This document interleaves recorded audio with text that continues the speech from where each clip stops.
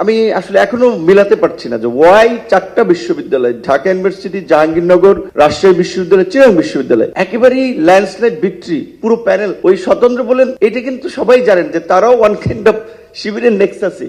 তাহলে সবাই শিবিরকে কেন ভোট দিল?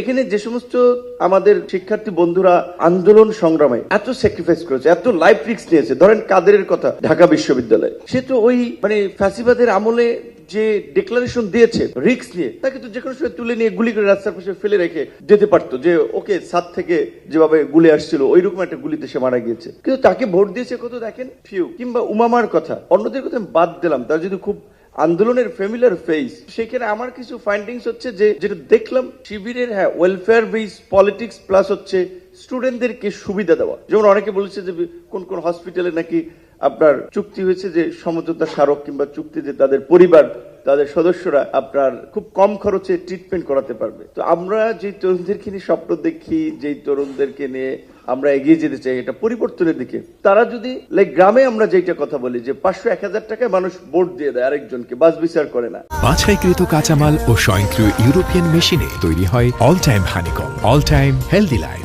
যেটা সবচেয়ে একটা বড় আমাদের জনসচেতনতার অভাব, যার ফলে অযোগ্য মানুষগুলো পার্লামেন্টে চলে আসে, নেতৃত্বে চলে আসে। তাহলে বিশ্ববিদ্যালয়ে আমরা উচ্চশিক্ষিত তরুণরাও তো তাই করছি। শিবির, আমার ব্যক্তিগতভাবে আমি বলছি, এখানে শিবির কেউ থাকলে তাদের প্রতি আমার ফুল রেসপেক্ট আছে, তাদের ডেডিকেশন আছে, কমিটমেন্ট আছে তাদের রাজনীতিতে। কিন্তু আরো তো ছাত্র সংগঠন আছে। এই অভ্যুত্থানে যেভাবে ছাত্র দলের বিপি ক্যান্ডিডেট ছিল, ধরেন আবির, তার যে রোল ছিল, কিংবা আমাদের ছাত্র অধিকার পরিষদের বিনিয়ামিন মোল্লা বা অন্যরা, বিনিয়ামিন মোল্লা অনেক স্ট্রাগল করেছে আমার সাথে সেই 18 সালের আন্দোলন থেকে শুরু থেকে, এবং বলা চলে এই ডাকসু এনেছে বিনিয়ামিন মোল্লা ইন অন একটা সেন্সে। কারণ হচ্ছে ডাকসুর জন্য আপনার অনশন করা, এটিকে নিয়ে চাপ তৈরি করা, সে একটা কাজ করেছিল। তো তাহলে তাদেরকে কেন শিক্ষার্থীরা বেছে নেন? এখানে দুইটা কারণ আমার কাছে মনে হচ্ছে।